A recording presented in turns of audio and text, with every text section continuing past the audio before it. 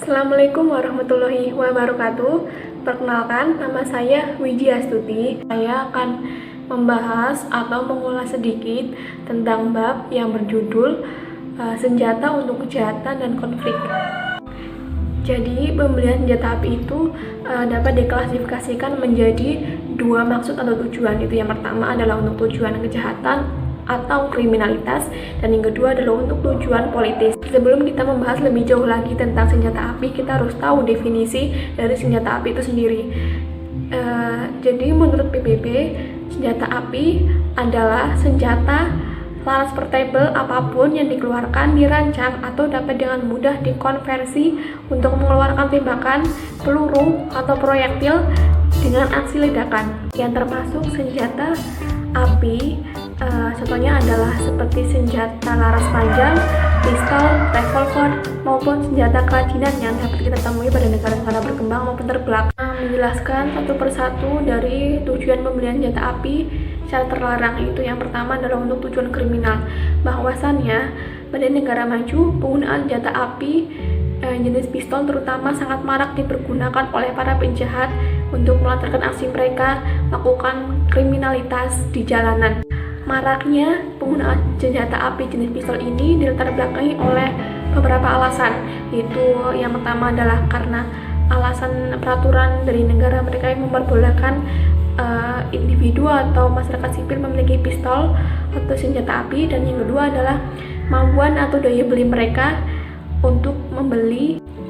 Walaupun kepemilikan senjata api di Amerika Serikat adalah legal atau diperbolehkan oleh negara, tetapi bagi pelaku kejahatan kriminalitas jalanan, mereka akan membeli senjata api dengan menggunakan senjata jerami, yaitu orang yang dibayar untuk membeli senjata atas nama orang lain. Hal ini dikarenakan agar mereka atau keberadaan mereka atau transaksi mereka tidak diketahui oleh aparat penegak hukum di sana. Kepemilikan senjata api ini berbanding terbalik dengan apa yang ada di negara berkembang.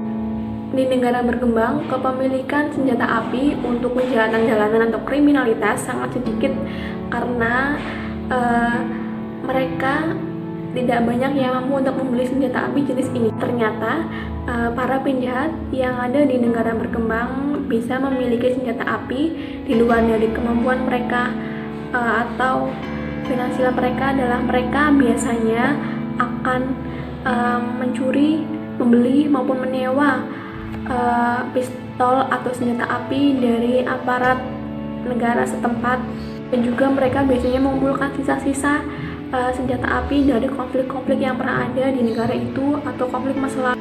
Tetapi ternyata cara-cara ini belum marak atau belum banyak digunakan oleh para penjahat di negara berkembang. Seperti yang dihimpun dari data kepolisian Afrika Selatan, bahwasannya mayoritas pembunuhan atau kriminalitas di sana masih dilakukan dengan instrumen tajam dan kurang dari 30% dilakukan dengan senjata api. Yang kedua, kepemilikan senjata untuk tujuan politis. Tujuan ini digunakan oleh para pemberontak pada negara yang sedang berkonflik. Kedua akses para pemberontak mendapatkan senjata api, yaitu yang pertama dari faktor internal dan eksternal. Yang faktor internal adalah dari negara konflik itu sendiri, seperti mereka membeli, mencuri, bahkan menyewa dari aparat negara setempat yang bersekutu dengan mereka. Kemudian yang kedua dari faktor eksternal, yaitu mereka biasanya membeli dari pasar abu-abu yang letaknya jauh dari negara konflik itu sendiri. Namun yang lebih favorit dari kedua akses ini adalah akses dari internal, karena mereka merasa bahwa membeli senjata atau mendapatkan senjata dari faktor internal atau dari akses internal adalah lebih murah daripada harus membeli di pasar abu-abu. Sekian pembahasan kali ini, kurang lebihnya mohon maaf. Assalamualaikum warahmatullahi wabarakatuh.